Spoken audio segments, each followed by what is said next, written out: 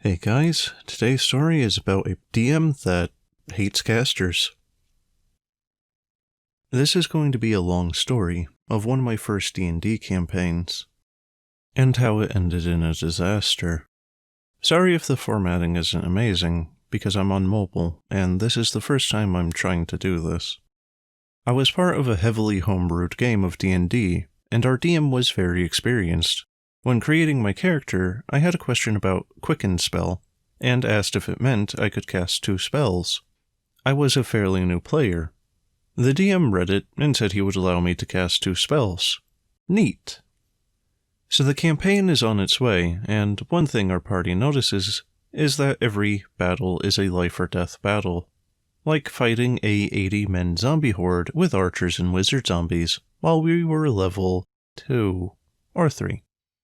Almost all the fights were like this, and we would average 2 or 3 down teammates each fight, and almost everyone was low in health. We always fought against enemies way above our level, and it wasn't because we took the wrong route. We were following the route the DM intended, and it didn't help that the DM had consistently high rolls. The DM would also spend a lot of time on his NPCs, and made them more central to the story than us. They often had to save us from harm, and in big epic battles, we were just kind of there, on the sidelines, looking and fighting a couple of enemies way above our level. All his NPCs were godly beings that were untouchable for us, and they would break character if it suited him. For instance, a flirty NPC my character flirts back, and rolls a nat 20. And our group goes wild, thinking I just somehow did the ultimate Chad move. Nope. Now the NPC hates my character for some reason, and often almost kills him. And now, to the meat and potatoes of it all, and the reason why I dub him the anti-magic DM. At first he allowed me to double cast spells, like I said. He didn't like it anymore because it did too much damage compared to the rest of us, he said.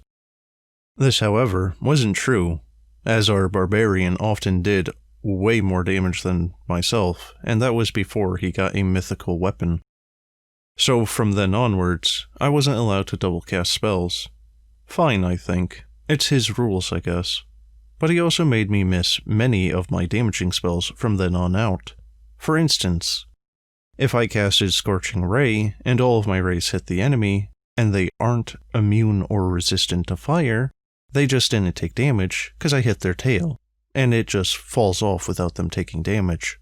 This happened way more times than I would like to admit. Besides hard nerfing my damage, he never actually allowed me as a caster to obtain any magical items.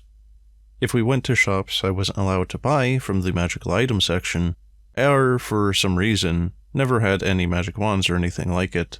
Meanwhile, they had +4 axes and swords with magical effects. This is where one of the most outrageous things happened. Our DM gave our barbarian a manor that was so advanced it's insane. He somehow got the house of the legendary heroes with a magical forge and a giant component garden, private automatons that would fight and care for him, and the house, and way more. At this time, we were around level 6. On top of all of this, he gave our barbarian a +5 greatsword, with a crit range of 15 to 20, and when activated, he would get advantage on his attack rolls. The best part was that he wasn't proficient with greatswords, but axes. But with the power of the magical forge, it became a +7 great axe and kept all of its abilities. So our DM gave mythical weaponry to the non-casters, and didn't really allow the casters to find any gear that would actually help them. When we finally did find a wand, he gave it to the barbarian, who refused to give it away. The wand in particular had 10 charges, and could copy a spell it had seen in the past week once. If someone had cast Fireball in front of our barbarian, who had 8 intelligence, 10 wisdom, and no magical affinity whatsoever, the barbarian could cast it without any effort or negative modifiers because the wand would cast it, not him. He also got a delayed Fire Blast necklace in case he didn't feel strong enough yet.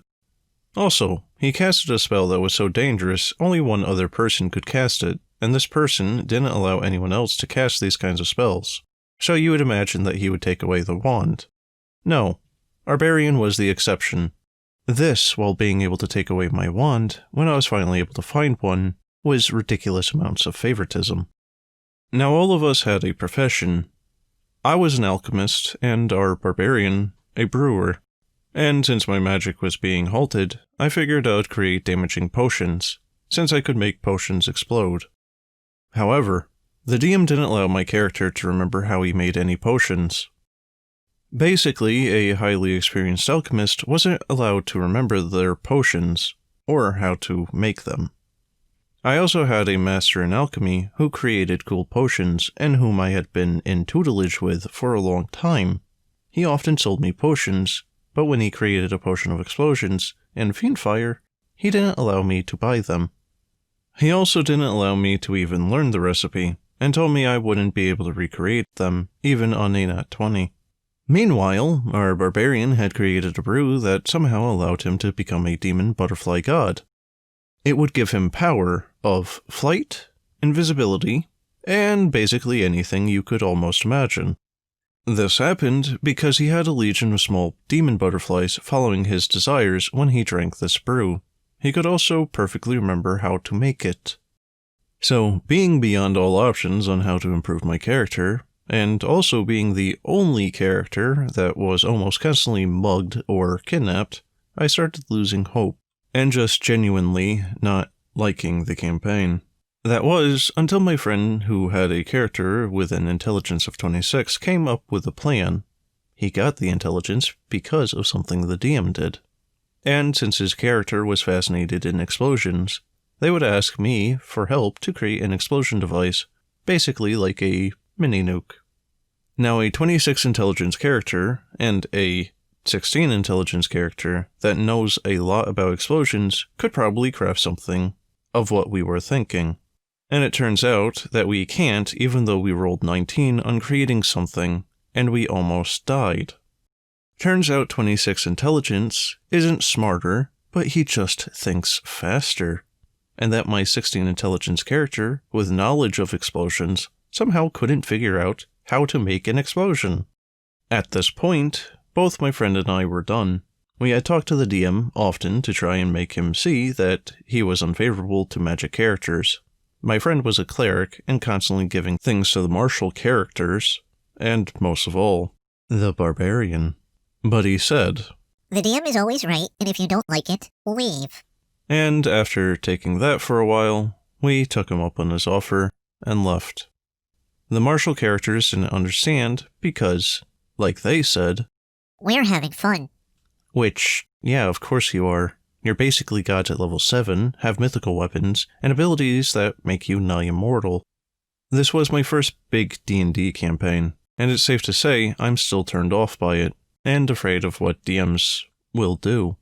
If you want more examples of things he did, or want to hear the story of how much we argued for 20 minutes about an explosion, feel free to ask in the comments. Thanks for listening to my frustrations. Well guys, first things first. An experienced DM does not mean he's a good DM. The next thing up is that you shouldn't be giving anyone at level 7 or lower a +5, let alone a +7 weapon. You also shouldn't be taking away a person's crafting skills, like an alchemist whose entire point of being is making alchemical things like potions. And then another point with the fact that a lot of the combat encounters weren't balanced, apparently, and that the characters were just on the sideline. That's fine occasionally, but not as a constantly reoccurring thing. And going back to the alchemical thing, you probably shouldn't be allowing someone that doesn't have this skill make such an overpowered potion that the barbarian had. And then finally, of course, the manner and everything that was wrong with that whole little thing. But in any case, guys, that's the end of the video. I hope you enjoyed. And if you have a story that you'd like me to narrate, let me know. And as always, thanks for watching, and have a good one.